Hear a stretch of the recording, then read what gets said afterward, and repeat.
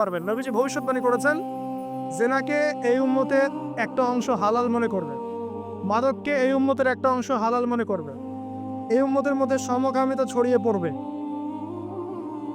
এই উম্মতের মধ্যে অশ্লীলতা বাড়বে কখন? যখন এমন এক শ্রেণীর মেয়ে আত্মপ্রকাশ পাবে, আত্মপ্রকাশ ঘটবে তাদের, যাদেরকে আমি দেখিনি। নবীজি বলছেন লাম আরাহুমা, আমি ওদেরকে দেখি নাই।